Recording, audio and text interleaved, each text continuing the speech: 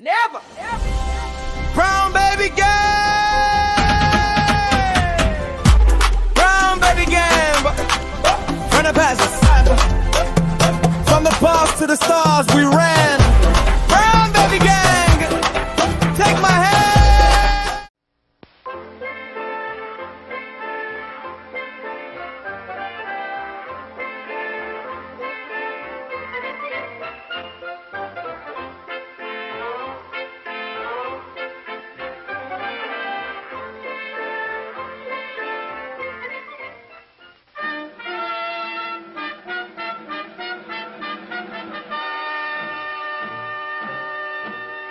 Many years ago, when the people of Israel were a great nation ruled by King Saul, they fought a long and bitter war against their ancient enemies, the Philistines. In those days, soldiers used swords and spears and bows and arrows, and they wore heavy armor and carried shields to protect themselves in battle, so that only the biggest and strongest men were taken into the army.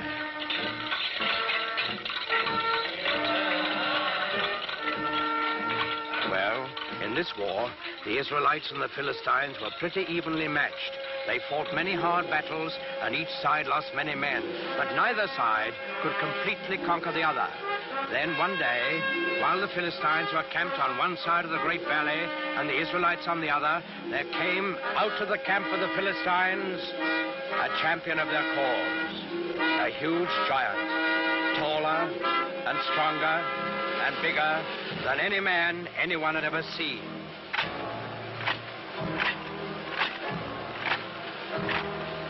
He wore very heavy armor, and his face was fierce and cruel, so fierce and cruel that it would strike fear into the hearts of the bravest.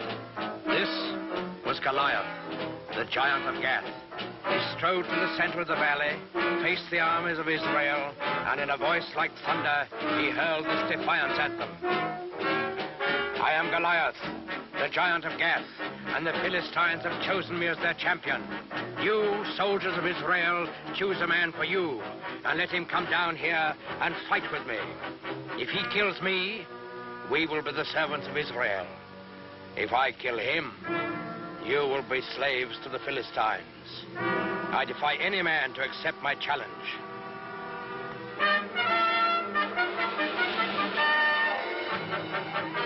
When the men of Israel saw Goliath and heard his defiant challenge, they were afraid, for they had no one to match his size and strength. Not one among them dared go down and do battle with the giants. Not, that is, until the shepherd boy David heard Goliath's challenge. Now, David was just a boy. He knew nothing about swords and spears and fighting wars. But he was a thoughtful boy, too, and a good boy, because he believed in God and trusted in him. So, when he heard Goliath defying King Saul's army, he turned to his brothers and said, "In defying the army of Israel, Goliath defies God. Is there no one here to go out and do battle against the enemy of the Lord?"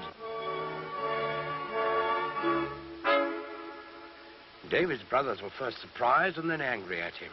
"Go back to your flocks and leave wars for fighting men." But David wouldn't be put off. "I will do it," he said. "Send word to King Saul. Tell him that I will go down into the valley and do battle with Goliath the giant." When the king saw how determined David was, he gave him his blessing and offered him his own royal armor and sword. But David wouldn't take them. He wasn't a soldier. Instead, he went to a nearby stream and selected 5 smooth stones. He put these in his shepherd's bag. He took his stick in his left hand, and in his right hand he held a slingshot. That's all.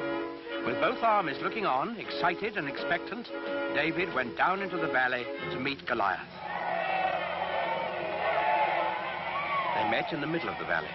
David looking up at the giant, confident and unafraid, and Goliath looking down on the unarmed boy with eyes full of hatred. Suddenly, the giant Philistine roared in a terrible fury. "I have defied all the armies of Israel to give me a man to fight, and they have sent a boy against me. What? Am I a dog that you come against me with a stick?" David answered him calmly.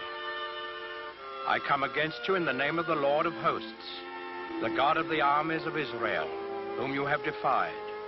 Your sword and your spear and your shield will not save you, Goliath, for this day you shall learn that the Lord fights on the side of right.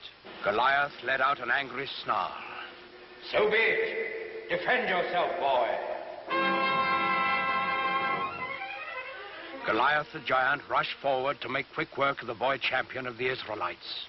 David stood his ground. He reached into his shepherd's bag, took out one stone. He fixed it in his slingshot, and he let it fly.